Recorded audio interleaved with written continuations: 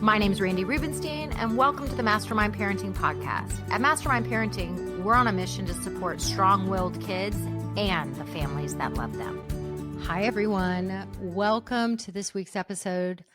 On the podcast, I have my favorite attachment professional, attachment. I don't want to say guru because that word to me is culty. My attachment teacher here. His name is Kirby. This is our second conversation. Kirby's the Hello. Madonna or the Cher or the Beyonce of attachment.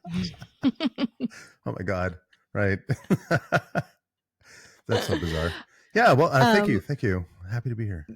I'm so glad you're here. And I want to dig in and talk about this topic that is, we were just talking before we started recording, is not talked about enough. I don't think it's understood enough. I don't think enough therapists are bringing attachment, and not even necessarily attachment styles. It's people who do not have secure attachment, which I think is many of us. Many of us come into adulthood with insecure attachment, and it's not being discussed. And yet I feel like it's like all roads lead back to insecure attachment. And I think it's just really important to break this down and to help people understand what the hell this even is, and in a way that is, just digestible, and why it's important, especially for my audience, an audience full of people who are here because most likely they have something in them where they want to break the cycle. They want to do things differently. Maybe, yes, they have a, air quotes, strong-willed child, but my theory is that strong-willed children are usually a sign. I think all roads lead back to insecure attachment. And I think these strong-willed kids are like the canaries in the coal mine. And they're like, yeah, Mom, I'm going to need you to learn something different, because whatever you're pulling out right now when you're frustrated with me, which is most likely what was done for and to you when you were growing up, I'm kicking and screaming. It's not going to work. So I feel like this attachment topic is super relevant to any parent that has a desire to be what I call cycle breaker, and to really start a new family legacy. So yeah. What are your thoughts on that?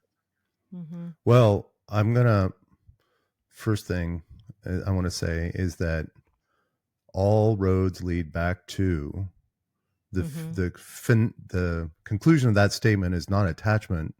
The way that I see it is all roads lead back to safety. And it's like felt safety, not known safety. There's a difference. So all roads lead back to safety, and attachment system and the formation of the attachment system, in the way I see it, is about creating an environment that cultivates the growth of a nervous system that feels safe in a wide range of situations, including stress. And so the strong-willed child, as you call it, is like everything that's happening is happening because of safety, or something to do with safety. And so the behaviors that are coming out of that person, child, adult, baby, whatever, at least the lens that I look at this through, and if someone's got evidence to say that I'm wrong, I'm open for correction. But the way that I see it is that everything leads back to safety. The nervous system, or the subconscious, or the inner child, depending upon how I use all those words kind of interchangeably, is that it's really only doing one thing at all times, and that it's pursuing safety and survival of this organism. How can I survive until tomorrow? And if that means I act out and I throw a chair through a window, then that's the conclusion of that nervous system. That nervous system has concluded that throwing a chair through the window is somehow going to help me survive. Now, it's the tricky work is deducing, wait, how can we get from this incredibly antisocial, dysfunctional behavior? How can we deduce from that what the actual safety concern of that nervous system actually is. And that's where the work is, and that's where the expertise and the growth and 50 years of research and blah blah blah blah. But to me, the people that start getting good at that skill, deducing how does this behavior connect to the safety of that nervous system, people that get good at that become superheroes. They're just like they're like almost every relationship issue changes, like adult, romantic, parent, child, whatever, whichever dynamic you want to slice it up in. You can sit here and be like, well, I didn't feel good, whatever it is that they did. But you're just like, but in some way, their nervous system has concluded that that's the best option that they got. And when we can do that, it allows us to step into compassion and curiosity and all these other kinds of things. And that, of course, just everything gets better from there. But of course, if my system is feeling chronically unsafe, like across the board, then I'm going to have all these protective mechanisms to try to ensure safety for me, which oftentimes means isolation, black and white thinking, rigidity, control, because certainty and predictability have high associations with safety. So a lot of times we will reach for rigidity, control, predictability, and try to control our environment. And now this person across from me, parent, child, whatever, is acting in a way that is not predictable. And now now my nervous system interprets their actions as a threat. And now we've got a conflict. And we're going to have this power struggle back and forth because you've got two people that are both trying to get themselves to a point of safety. And especially when we have chronic unsafety in our lives, we try to control our environment. And so what happens is I'm trying to control you, and I'm trying to, and so what have I learned in my life? Like, oh, I've learned that I'm just going to drop the big bomb. Like in my life, what I've learned from watching movies, reading books, and watching the people around me is that if I lob a big shame bomb at you and try to shame your behavior, there's a high likelihood that I can manipulate you. I can pressure you into submission, and then you will stop behaving the way that you are, and you'll start behaving the way that I want you to. And this is the way we kind of like, and it's like, how toxic is that? I mean, I'm guilty of it, right? All of us are guilty of it. So and even that, right? So people can listen to my work and they say, oh yeah, that's totally me. And then they have this whole growth of shame that blows up inside them. And I'm like, don't allow that shame to get the better of you. It's just like, we all do it. It's just understand the mechanism, and then all boats rise, or whatever that saying is. You know, we will all improve when we can understand that what's at stake here is safety. And attachment, the whole kind of, at least the way I see attachment theory now, is how do we take the knowledge that we have and the data that we have over the past 50 years, and how can we create an environment that's more likely to foster felt safety inside your nervous system, which might be partner, it might be child, might be coworker, might be friend, and it might be self, right? So, because we have this whole relationship with self too. So, and when you repeat the shame stories to yourself, it's going to cause you to go within, because shame feels terrible. yep. And really, I like to call that, it's faulty conditioning. Somebody else encoded that faulty conditioning in you. 100%. And now when you're repeating it, you're just taking the baton and continuing to do that faulty work, and right. so I think the cycle breaking starts first and foremost with ourselves. 100%.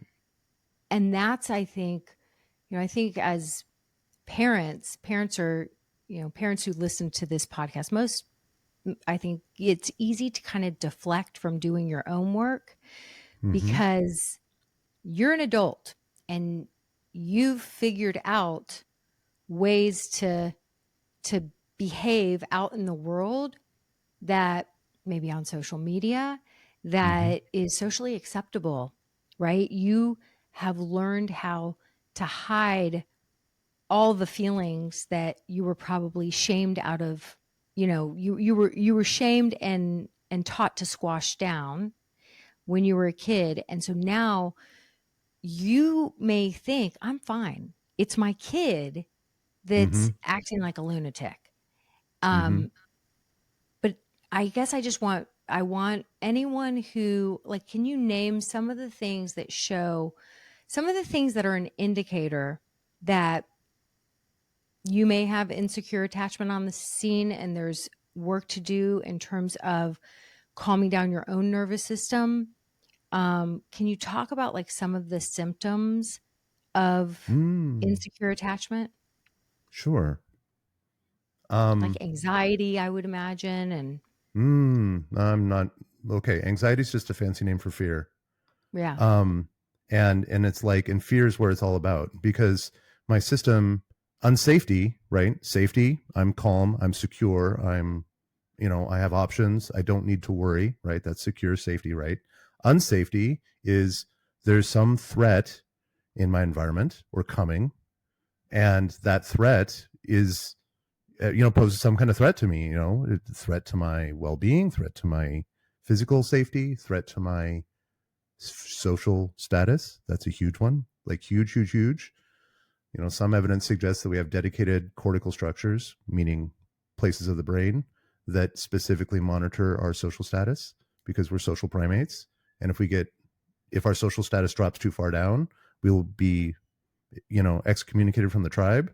And then we're alone on the plains of the Serengeti, 600 million years ago, and we could be eaten by a leopard, right? So we have this like built-in psychological model from the ground up that says I need to monitor my social status.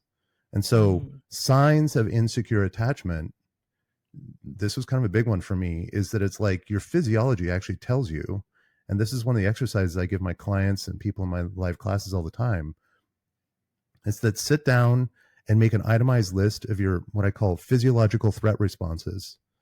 And a physiological threat response will look like shaking hands, rapidly dilating eyes, pupils in your eyes, a heat in the back of the neck, a sinking stomach or sinking sensation in your solar plexus. That's a big one for me. Jittery feeling, brain fog. Brain fog's a big one where you're having a conversation and suddenly your brain gets really confused. It's hard to track information. You're trying to have this conversation with someone, and you can't find the words. Suddenly your memory's gone because trauma is a memory issue. And so it's like that's a sign that your physiology, your below the conscious mind, is detecting a monumental threat. And this, people talk about insecure attachment. This is kind of how we got talking on this. And they think of insecure attachment as like, oh, I've got a mother wound or I've got an abandonment wound or whatever. And it's like, that's not the way to look at this, because then you're looking at this idea almost like a piece of a puzzle. And you're just like, oh, if I could just fix the abandonment wound, then I'm going to be better. And it's like, no, the way to look at this is it's not that you have abandonment wound, it's that you have a lack of felt safety. And because you don't feel safe across a broad range of experiences, you're the fundamental nervous system physiology of your body is in a defensive state a majority of the time. And one of the ways that you gain safety, or that you've taught to believe that safety comes to you, is when there's a person close by who's choosing you, who's selecting you. I'm wanted, chosen, and prioritized. If a person is here wanting me, choosing me, and prioritizing me, that means I have high social status. That means I will not be alone. That means I have value, right? And so we derive this sense of safety from people around us choosing us. Mm. And so what happens is the way, look at the stressors, imagine, just as an exercise to do with people all the time, just imagine your primary romantic partner walking out the door and saying, I never want to see you again. Watch what happens with your body. Do you freak out? Do you feel stress? That stress is massive amplification of like a release. It's a massive release of cortisol, norepinephrine, and the other stress hormones. Why does it do that? It does that because your nervous system says, if that person leaves, I will be under massive threat. I will be alone. I'll be unwanted. I'll be unselected. I'll be unvaluable. I'll be undesirable. I'll never be loved again, I'll never have sex again, like la la la la la, right? There's this whole like list of things. So insecure attachment, we've got all these classifications, anxious and avoidant and disorganized, and but really those are kind of immaterial. They're labels that you put on a rough grouping of behavioral strategies, because Mm. underneath all of them is just, I am terrified of fill in the blank. I'm terrified of being alone. I'm terrified of being too close. I'm terrified of caring about someone that is inconsistent, right?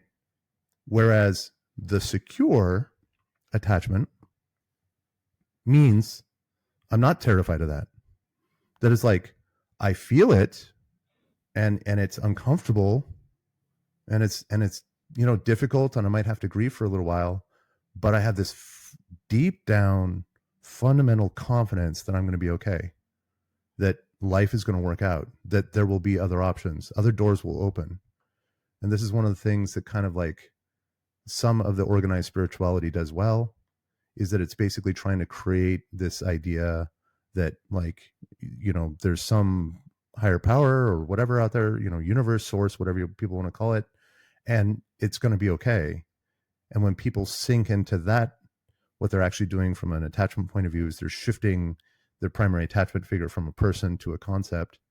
And when you shift your primary attachment figure to this like kind of spiritual concept, you begin to feel that it's just like, oh, I don't need a person wanting, choosing, and prioritizing me, because I have a God or source or whatever that's wanting, choosing, prioritizing me.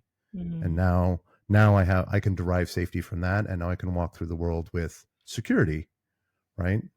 And so all roads again lead back to safety. And it's like, will I feel safe in this situation? And so for a person to kind of deduce, do you have insecure attachment? Sure, you can go take an online test. Unfortunately, their accuracy is very questionable. You can go get an assessment with an actual specialist, which is costly and time consuming and everything else. And really all it does is give you a list of, labels. But it's pretty easy. You can just be like, when was the last time you got super dysregulated? When, think about, do an inventory. Like for people that really want to do the work, it's just like, do an inventory. Think about the last 3 months of your life. When was the last time you got really scared, really angry, really brain foggy, like confused or hazy? Or the fourth one is euphoric, which is like happiness that goes so high that you basically just regulate. Like, it's like when the person walks through the door and you're just like, you're jittering with excitement at that they're present here. This is, people call it new relationship energy or whatever. And it's like that's driven by fear. Like the intensity of the euphoric high is driven by the fear of it not being there. So it really is kind of a fear response. It's pleasant and it feels good, but it's still a dysregulated nervous system, right? And when there's a parent that, I like to say, it's like, so so many roads lead to aggression. So some people start off aggressive. What I find with women, it especially with all the gentle parenting that has been all over the place for the last, I don't even know. It seems like it's really taken off in the last 5 years, which I believe that this is a movement that is really just it's like dressed up permissive parenting. And so I think a lot of moms who tend to fall into that fawn response, the people pleaser, the people who really have a hard time with boundaries, it just kills them to upset or disappoint anyone, or God forbid, hurt anyone else's feelings. And so this is a person who I like to call starts off as camp counselor mommy, and they're always Mm-hmm. begging people like me for just the right script. What exactly should I say? How do I get them to do yada yada yada? Which I always know is a sign of somebody where control's on the scene and they're really wanting their kids just to be obedient. Mm-hmm. And I like to say obedience is for dogs, um, Mm-hmm. not for human beings. And so, how do I get them? How do I get them? And so she starts off as camp counselor mommy. Hey, bud, it's time to have a bath. All right. And the little child, who's very literal, and it Mm-hmm. sounds like it's just a request, it's a suggestion. And so that kid is in the present moment and they're playing and they tune her out because they've also learned that they don't really have to listen until she starts screaming. Mm-hmm. And so the child seems like, God, I have to say things 10 times and I finally have to yell at them before they'll freaking listen. So then she goes from camp counselor mommy to a little bit sterner, and before you know it, she just goes apeshit and screams her head off. What is wrong with you? Why can't the shame bomb start? Why Right. can't you ever just listen the first time? And she maybe grabs an arm, yanks them, takes them where they Mm. want. So, and I think this is, I mean, no one's posting stories of this on social media. And I would assert that this is happening behind many, many curtains of families and, secretly. And so if somebody's listening and they can relate to that behavior, what would you say about what's going on with their nervous system and what you would actually recommend for them to be able to handle this in a way where they stay in their bodies and they're able to be calm no matter what, or at least for, calm to me doesn't mean ooey gooey, soft and gentle. To me, calm, when you have a kid that needs direction Mm-hmm. and they're happy in this moment, it involves being firm, right? Like, stop goofing around. Bath time. Mm. You going Mm. or am I taking Okay. you? Bath time Mm-hmm. needs to happen. Like, sometimes we got to get firm, and because your kid doesn't want to go get in the bath. They Mm-hmm. don't want to stop playing and they don't want to go to bed, and so sometimes we do have to be firm. But the mom who really has a hard time between camp counselor mommy and then, becoming crazy mom, not really crazy, regular human with a Dis- nervous system that feels dysregulated. unsafe. Yes, dysregulated, Dysregulated mom. Yeah. Or dysregulated dysreg mom. or Yeah, dysregulated dad. Yeah. what would you say to her about what's going on in her body? And yeah, like, I would love to know your Okay. thoughts. And well, these are my thoughts on that are that is that at the point that a person reaches dysregulation, they've already crossed many lines inside themselves, like kind of from a physiological point of view. And it's just like at the point that your nervous system is so activated that so slow it down. What's going on? It's like I want inside my mind, I want a different reality.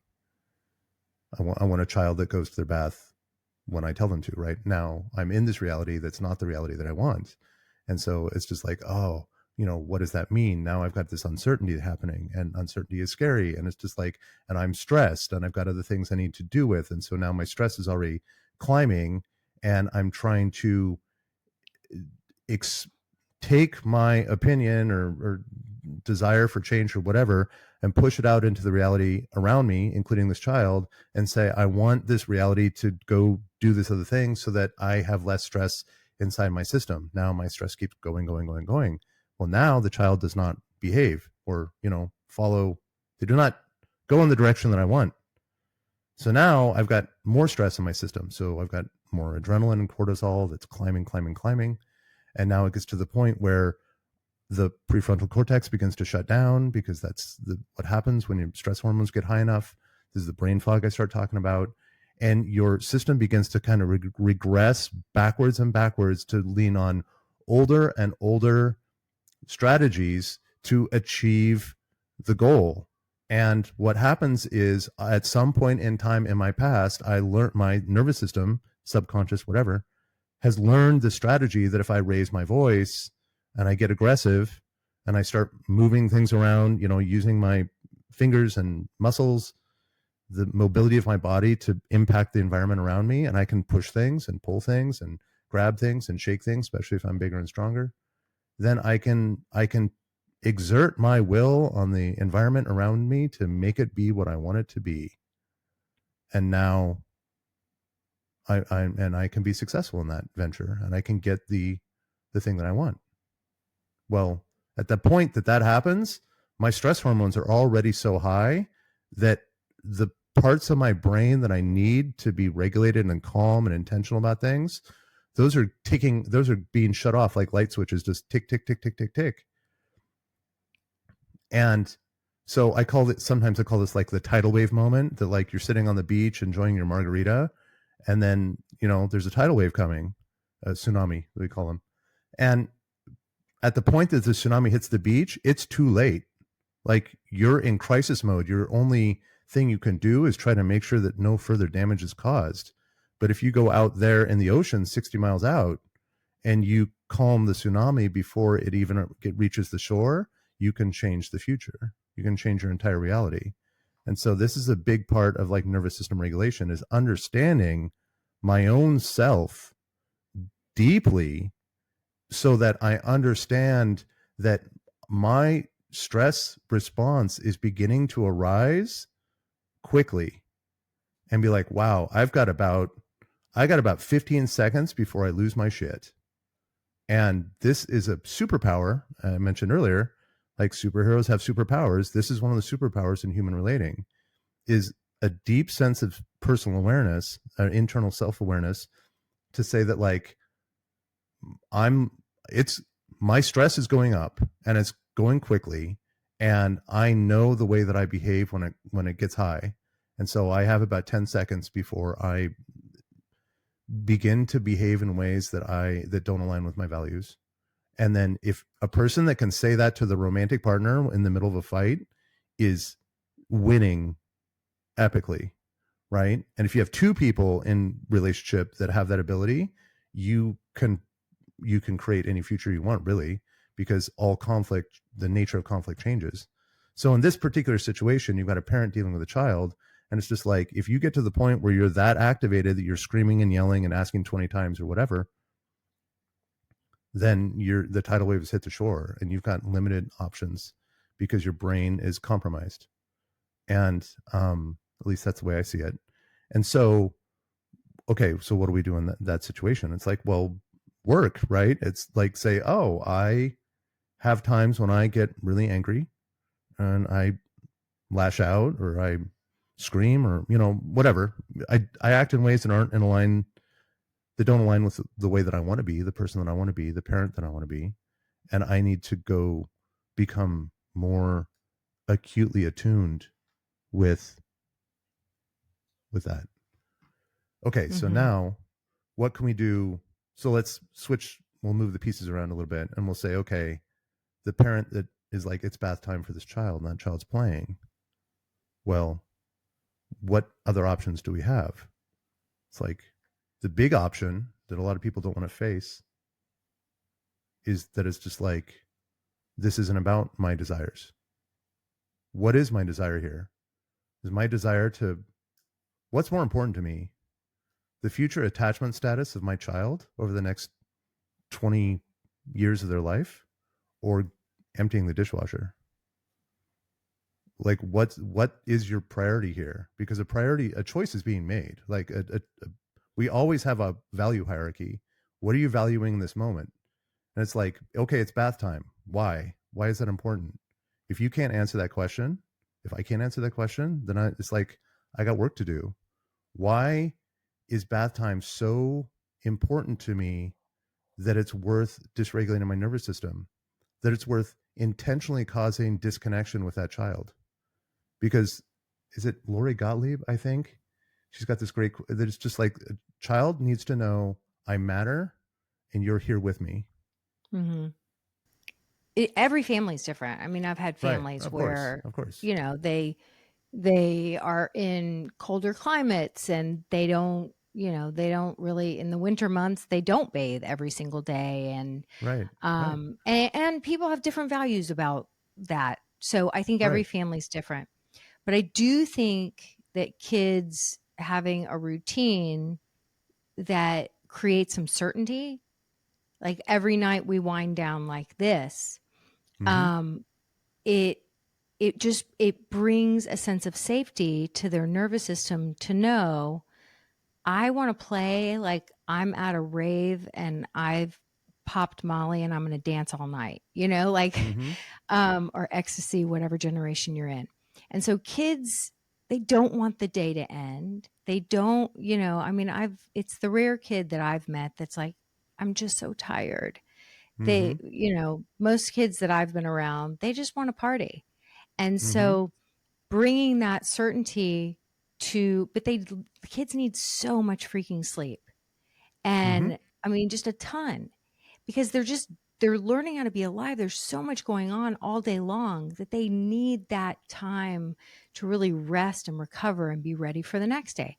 So to have that routine at night, whatever your routine is, maybe it's, brush teeth, wash hands, rinse face. Maybe it's actually get into the bathtub, which is the routine that I like because I feel like it's a chance to really start to bring it down, settle the nervous system. They're in a womb Mm-hmm. like environment. I think it just, especially for my population of people that I work with, where we have people that, especially the little people, they're dysregulated a lot of the time. Mm-hmm. So to wind down in this way, and this is what they can count on after dinner, we go upstairs or whatever, we get in the bathtub, we have some toys in the bathtub. It's a lovely little time. Maybe if you have the kind of Mm-hmm. family where people bathe together, I mean, I used to get in with my kids a lot. Mm-hmm. My husband took showers with them. They played with shaving Mm-hmm. cream. It was just like this. It was a bonding way to rinse off the day and they could Right. count on that routine. And then we go and we know we go into PJs, we brush teeth, we read books, and it's lights out at this time. And they could count on that sense of certainty every single day. And I found that it helped everyone to feel more regulated and be ready to be more regulated for the next day. So, like, Mm-hmm. the why behind the bath was really important to me because I felt like it was a good reset and a good way to rinse off the day and to provide that kind of routine to let the kids have that sense of certainty. But what you're talking about is that it's this like, okay, you're trying to build this routine and you're in this bonding process through the entire time, which I totally agree with, is that Mhm. it's like, I'm here with you. You Mhm. are the most important thing to me. And they say, well, I want to keep playing. It's like, okay, I'm going to sit down. I'm going to be with you. I'm going to be a safe entity in your space for, let's say, 5 minutes. And we play 5 more minutes. And I'm going to tell you that, which is communicating a boundary and limits. And that, when mom makes a boundary and says it's 5 minutes, she means it every single time. Right. And, um, certain that creates the certainty, predictability, all those kinds of things. And then that creates the framework. And then you say, okay, I'm going to sit here. We're going to go for 5 minutes. Hey, we said it's 5 minutes. That's a hard rule. And then we go. And let's say you're carrying them upstairs to the bathroom and they're like, ah, they're crying or whatever. And that's the moment where you just say, those are the moments that so many people want to avoid. And this applies to Mhm. adult romantic relationships too, which is kind of where I focus more. But so many people want to avoid these situations where this person they care about is dysregulated and going through a painful emotional experience. And it's just like, if I do everything possible to avoid your emotional discomfort, the message that I'm communicating to you is your difficult emotions are not welcome here, and they should be avoided. Whereas, Mm. so if I go through this moment where I'm going to play with you for 5 minutes and then we're going to go upstairs and now I'm carrying the child upstairs and she's like, no, I want to keep playing, blah, blah, blah. Here's this moment to connect with them and say, I'm here with you and this matters. And sometimes we have difficult emotions and this is one of those times. And I spend a little time with them and we go through the whole kind of like emotional wave of peak and valley and back to regulation. And it's just like that child just learned amazing lessons. That it's just Mm-hmm. like sometimes we are disappointed, and it's still, but mommy's still here with me. Mm-hmm. Sometimes mommy draws a line that it will not be crossed, and it doesn't feel good in the moment, but like I'm still safe. I'm still Mm-hmm. safe. I'm still safe. I'm Mm-hmm. still safe. What we don't want is we don't want the situation where the attachment figures are basically like, I'm on the outside and I've got all the laws of the universe and I'm imposing them on you and you just deal with it. Mm-hmm. That's the situation that will create all sorts of attachment wounds. And I That guess yeah. to me, if you are attuned and you've Mm-hmm. done and you have consistently been the person who, let's just say, I mean, I really wanted to give that example of what happens, I think, in a lot of homes where they go from camp counselor mom to, losing my mind. Um, Mm-hmm. because I feel like it's like, why do I need to know anything about attachment? Why would I need to do this work? That is a sign that your little nervous system is not feeling safe probably a lot of the time, right? Yes. And so I really wanted to point that out because I think a bunch of people can identify with it, and it is just an indicator that if we truly want to break cycles, you know, if we want to be the safe container for them and we want to model that, Mm-hmm. then we have to do that. We have to do this work for ourselves. So if we went back to that mom who, is like, oh, that's me. And so she hasn't necessarily, maybe the child doesn't feel attuned to her in the way that they're going to be cooperative and it's not going to turn into a whole meltdown and power Mm-hmm. struggle. Mm-hmm. Like what I modeled, which was enough, like enough goofing around. It's bath time. Are you going to go or do Mm-hmm. I need to take you? That's a relationship that is safe, attuned. I've kind of earned the right to be able to Mm-hmm. show up and let them know, Mm-hmm. no monkey Mm-hmm. business, enough already. Right. And that child knows, okay, fine. That child isn't going to have some deep, huge wound because mom laid down Right. the law.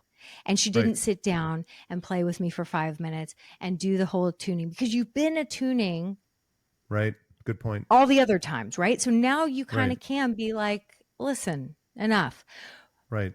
But the mom who does go to that other scenario, I would say while you're starting to look at the sense of unsafety that you felt and continue to feel during these moments with your kids, a baby step to start might be exactly what you said about unloading the dishwasher. Is just noticing those signs in your body. I remember it used to be like I would get a little bit tired behind my eyes, a little sweaty in my pits.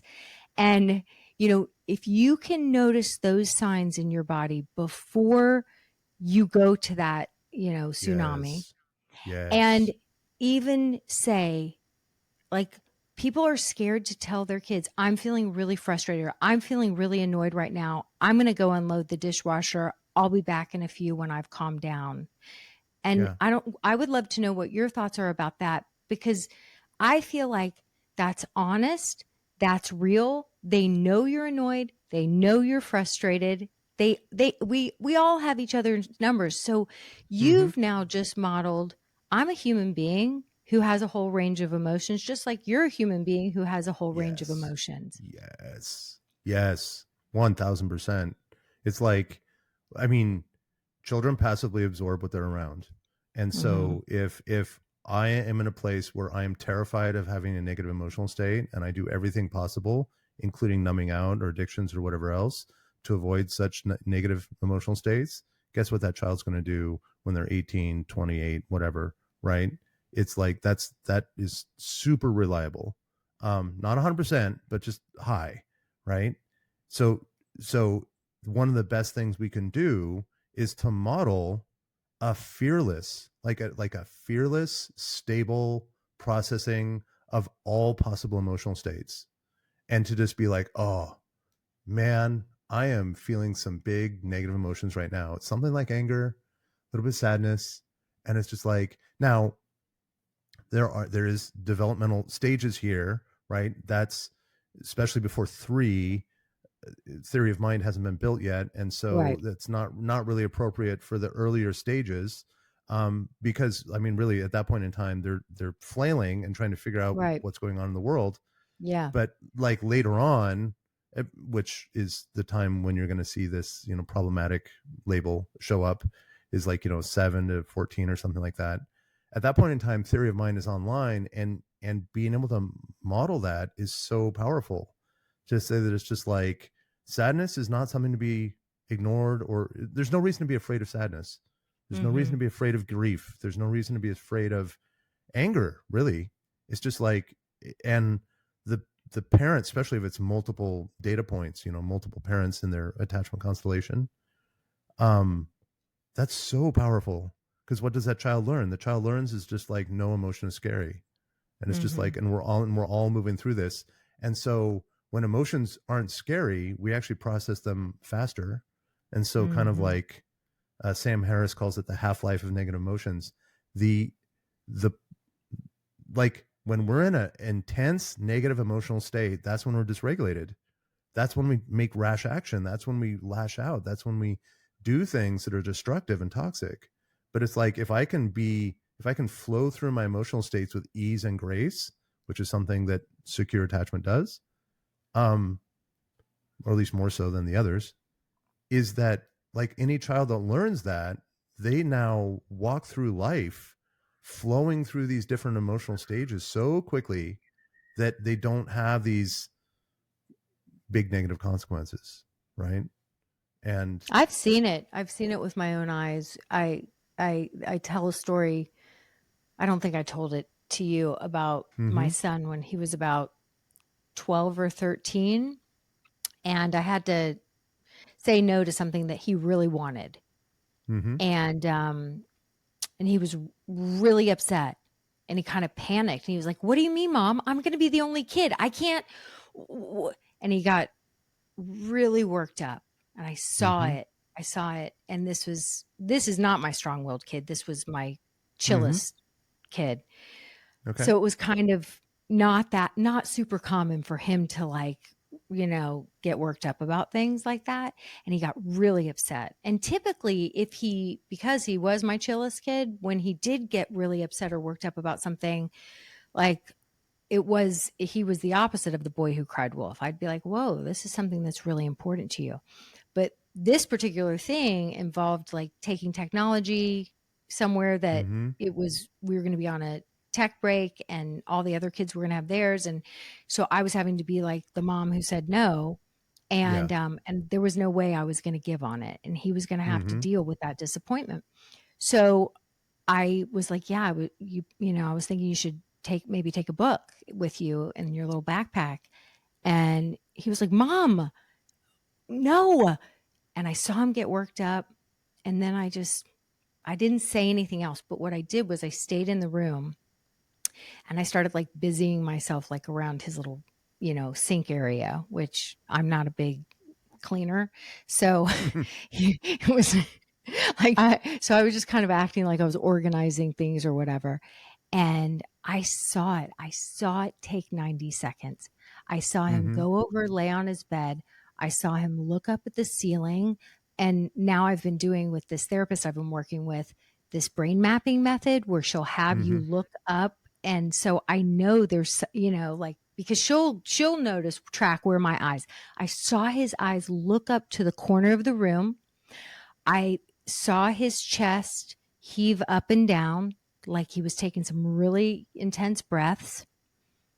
And I'm telling you, at the most, it was 2 minutes. And then I went and I sat down on his bed, and I said, do you want to talk about it?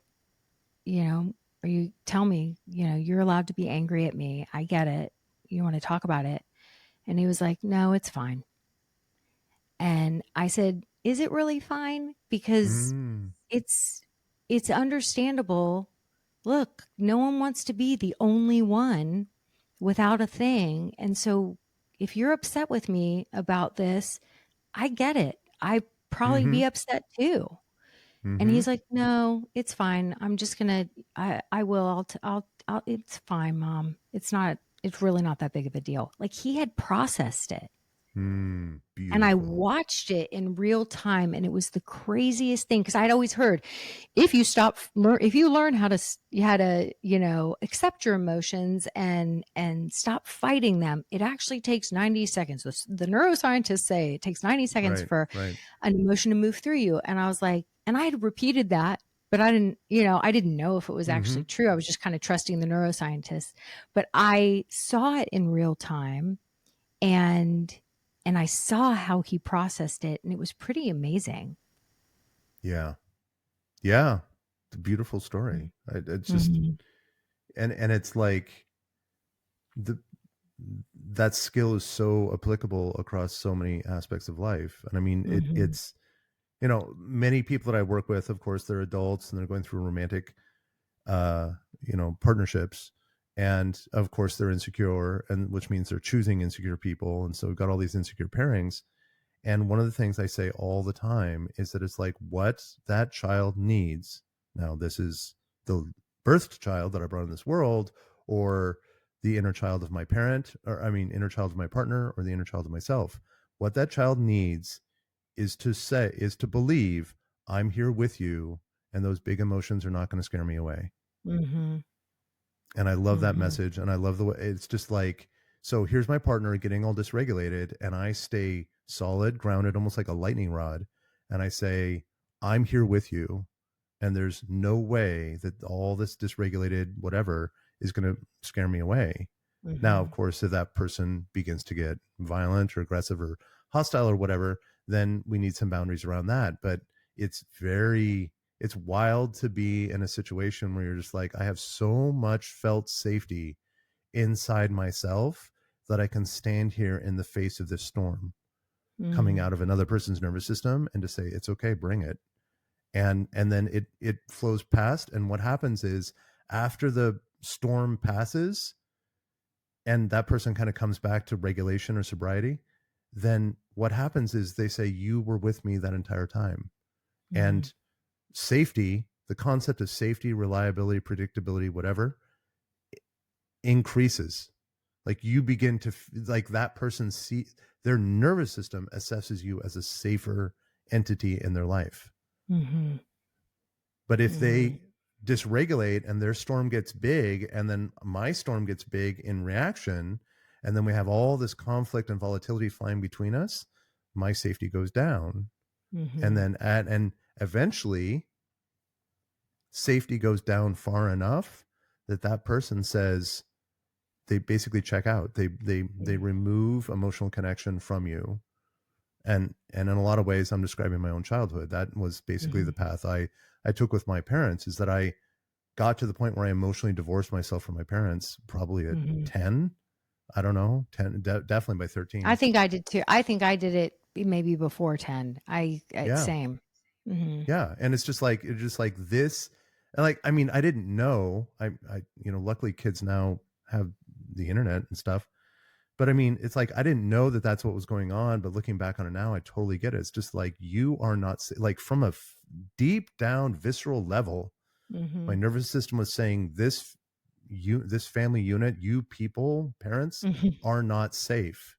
And so I am removing myself. And unfortunately, because we all have need for connection and attachment, what that typically does is it shifts your attachment system begins grasping for anything that's available. And so your priority shifts more and more towards romantic connection, romantic pairings. And that's where you get these people that kind of end up with this like desperate, craving, anxious hunger for partnership, is because they don't have a wider network of safety around them. And I know Yeah, that's mine was not that as much. Mine was, I mean, it was friends yeah. and it was friends, it was plans, it was like my dad even said to me not that long ago, I want to say maybe 2 years ago, he was like, I don't even feel like I really know you, but who does know Randy? I'm like thinking, Mm. anyone who listens to my podcast regularly probably knows me pretty well.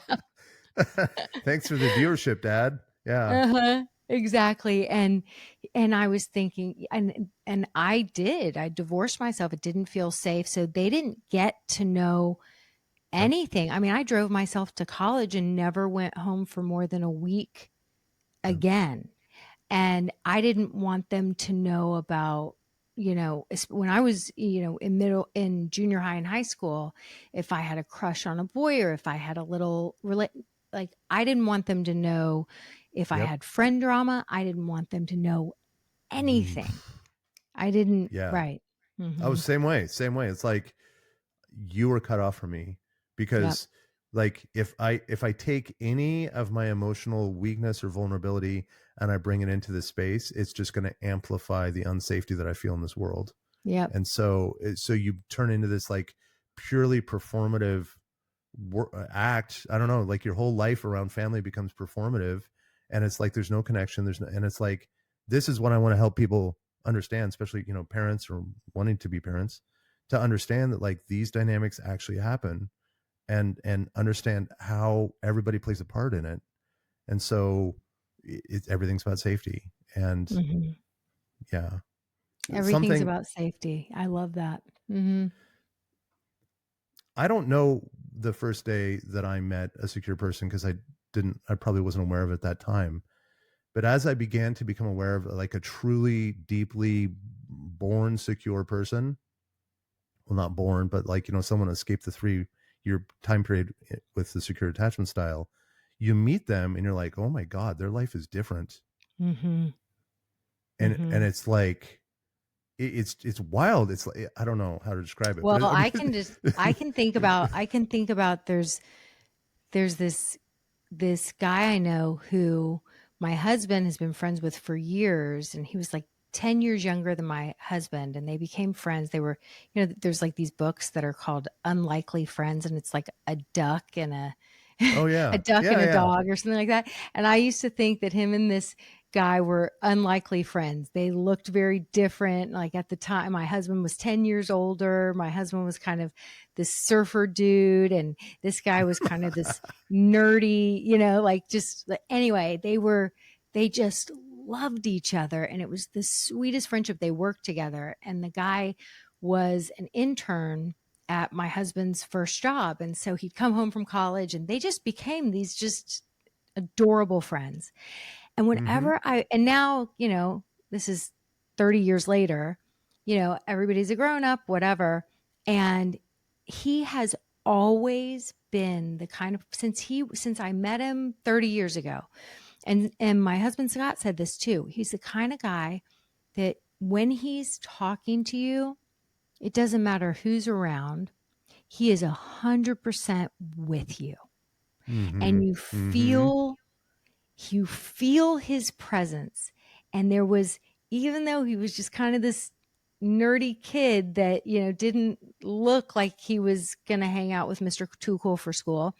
My husband's going to kill me for saying that about him, but he doesn't now. He doesn't, he just looks like a regular Right. whatever. But back then, and but my husband had a sense of confidence, but this kid also had such a sense of presence and confidence. And now what I can say is, and I know, about his family and his family history, Mm-hmm. he was so well loved. I think that's what I believe. And that is the result. And that's what it looks like. It's like, it doesn't matter what the outer package was, even during those Yep. gawky years, he showed up with such a presence and such a confidence because I think Yep. it was that he was securely attached and just so well loved. Yep. And probably felt, I guess, it's more than love, but my way of saying he was well loved is he probably during those first 3 years felt safe in his nervous system the majority of the time. That's exactly what I was going to Mhm. say. It's like Mhm. the road leads back to safety again, is Mhm. that it's like I can be here fully present and accepting and investing in you because I'm fearless. if I have a problem with another human being, the first question I should ask is, what am I so damn afraid of? Mm. And I feel like this is true with adult romantic relationships, boss, parent, child, whatever. It's just like, what am I so what am I protecting myself from? What am I afraid of? Where do I feel like there's some kind of threat? Where do I feel like shame is, you know, right on the verge of happening? I guess I don't know, but that was a major shift for me as I did all this work and studied attachment and all this other kind of stuff. And I began to see that it's just like, it's all coming back to this idea of safety and threat. And if I can identify the threat, what I'm so afraid of in communicating my truth with you, if I can identify that, I now have agency. I can go in Mm. there and be like, oh, this is something I'm afraid of. And I don't want to communicate that because I feel like it's going to expose me. Mm. It's going to expose me in a way that I won't look so good, or it's going to change your opinion of me or whatever. Right. And interestingly, this is kind of the authentic relating angle, is that like once we become good at that style of communication, we can just do this stream of consciousness. This is more adult to adult or adult to a mid to older teen, is to just say, I want to share something with you and I'm feeling fear about sharing it with you because I'm afraid that it will affect the way that you think of me. Mm. And which is super vulnerable communication. And then, Mm-hmm. of course, children absorb what they're around. So if I can become a master of that style of communication in my family unit and children around me observing that, they will eventually begin to pick up on that communication style and they will begin to communicate in those manners. I've got a friend that does Waldorf inspired preschool, Mm-hmm. and the whole Waldorf program, that's one of the main things of the Waldorf program, is to encourage children how to communicate in this kind of style, is to be like, check in with self, develop an awareness of what's happening in my nervous system and my emotional state, and be able to verbalize that to the people around me fearlessly. And you go to these schools where there's all these children, they're all communicating that style, and you're just like, I feel like I'm on Mars. Like, Mm. like it's just like, this is so different. What's going on? But then Mm-hmm. you see the people that come out of it and you're just like, oh, I get it. And I Mm-hmm. mean, not saying it's not a panacea.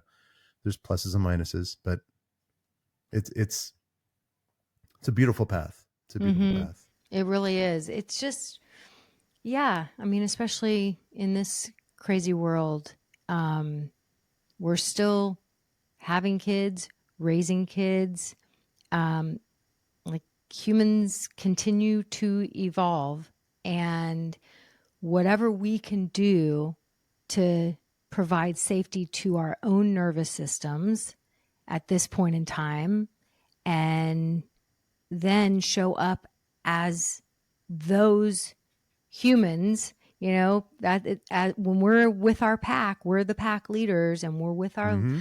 little pack, and they're going to co-regulate with us. So if we're truly tending to our own nervous systems, doing whatever we can to help ourselves to feel calm and like I'm safe in this moment, right? Yes. The world might feel incredibly unsafe and things are, it's like every time we turn right, we turn left, something else that you never imagined possible is happening.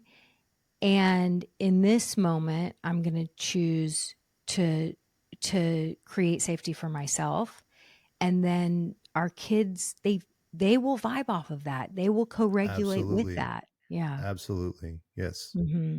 I mean, it Yes. doesn't sound, it's not going to be some big splashy, you know, thing that you're going to put on social media. Guess what? I Nope. regulated my nervous system today, and me and my kids, we Right. had it. We had a day that felt pretty good.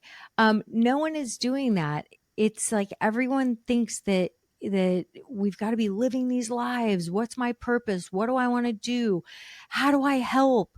What's my cause? How can I speak out? And it's like raising human beings and and doing this work, being a part of this conversation, looking at yourself and asking yourself every, moment to moment, what can I do to show up as that safe pack leader for my kids? What do I do? What do I need to do to provide safety for myself? Like, to me, that is heroic work. Absolutely. Absolutely. It's superhero work. Yeah. Mm-hmm. Well, thank you once again. I know. I just I love it. you're such an amazing resource. Thank you. I was telling Kirby before he started recording that I send his videos out all the time. Like I would say daily. Oh, wow. Mhm, Wow. mhm. Thank you so much. Yeah. I I mean, I love it. I love what I do. I love sharing the stuff. I mean, sometimes I feel like I'm running out of ideas and then I'll have a new burst of new ones, but it's like, but yeah, it's like talking to people and hearing the feedback and the way they'll just come up and say, my life has changed because of watching your video or the ideas that you're sharing or whatever. I'm just like, that's such an honor. Well, you've really taught me a lot, and of course, I wrote down all kinds of things, but then we got into a whole conversation. And I think Right. we covered most of the topics, but some of the videos the one about rejection, I think that's a topic. I thought that is a topic I do not hear spoken about. Um, and I think that rejection, that to me, I was like, rejection. I know that I still have work to do when it comes Mm-hmm. to that. What's this one about? And I listened to that video twice. Yeah. I thought that was a phenomenal. And then the one about parental shame, um, Ooh. and and really unpacking why it feels disloyal Mm-hmm. to, you were sharing about how, people have told you that, like, even doing the ideal parent meditation that you've put out, that you so generously Mm-hmm. put out, which I think is so incredible, that people feel disloyal to even go in and do that, because like that whole topic of parental shame, I thought that's a fascinating topic. Yeah. And it really like it dominates people. Like it Hmm. dominates their entire internal world is being dominated by this idea because that's the lesson that their nervous system was taught their whole life is that like your loyalty, like yeah, disloyalty is Honor thy chaos. mother and thy father, right? Yeah, yeah, and it's like yes, there's a time when that's fully appropriate, but there's also times when it's not. And you know, if you can brainwash a person into never even considering that it's not an option, then you have obedience. You have a slave. You have an Right. emotional Then you have a slave. slave. That's right. Yeah, I Right. know. That's what I mean. It's like childhood is not synonymous with slavery. No. And the thing is that it's just interesting to me how it can be such a belief system that your parents don't need to know you're doing the ideal parent meditation. Like, Yeah. you don't have to tell anyone, but even just how it feels disloyal to even let yourself go there. Right. It just shows what a hold that has on so many of us. Right. Yeah. And Yeah. becoming aware of those kinds of holds that grip us is a huge part of the work. I found that working with people is that like so much of the time the process of healing has just as much to it's just as connected to letting go as it is to grabbing new ideas. Hmm. It's like we have these ideas that say this is right and that's wrong. And if I do the wrong thing, I'm bad, shameful, whatever, which is like you said, shame is always a reflection of an outside source. And it's just like letting that go and saying, actually, you get to make the choice. And there's no shame in that because this is your life, not theirs. And there's so many people that struggle to even get to that point.